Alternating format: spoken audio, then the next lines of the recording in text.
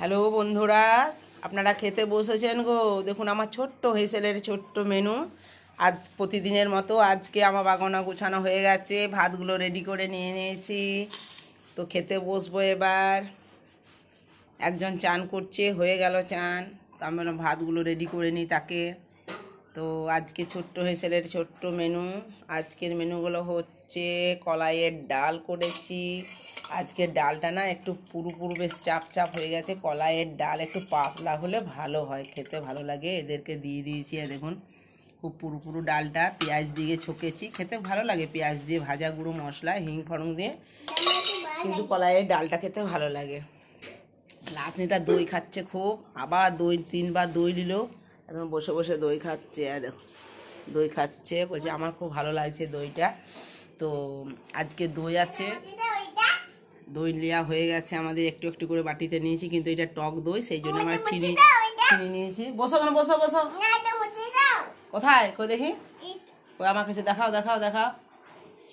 না হয়ে গেছে, যাও হয়ে গেছে।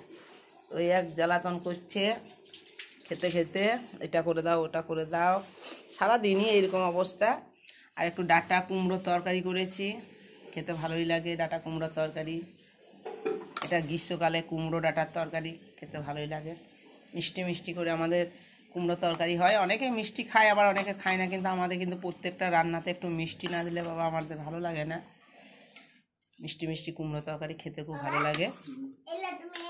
আর এটা করেছি পোস্ত আর সর্ষে দিয়ে ছোট ছোট আলুগুলো ভাজা করেছি, এটাও কিন্তু খেতে খুব ভালো লাগে।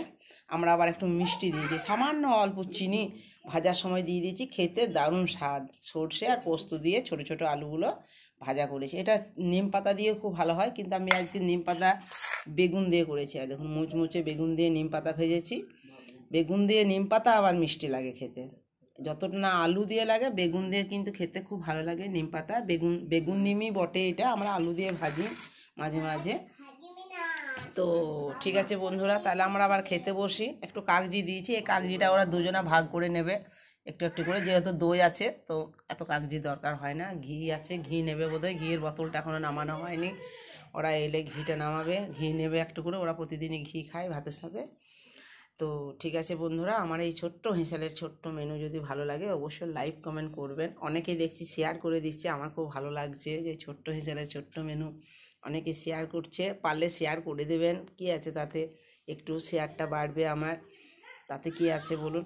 তো যাই হোক বন্ধুরা, যদি আপনাদের খাওয়া হয়ে গেছে তাও আর না খাচ্ছেন তো খেয়ে নেন তাড়াতাড়ি, আমার অনেক বেলা হয়ে গেল, 2:15 বাজছে। ঘড়িটা ওখানে আমার টাঙানো আছে মাথার উপরে, 2:15 বাজছে, আমরা আবার খেতে বসবো। ঠিক আছে, তাহলে এখানেই রাখছি।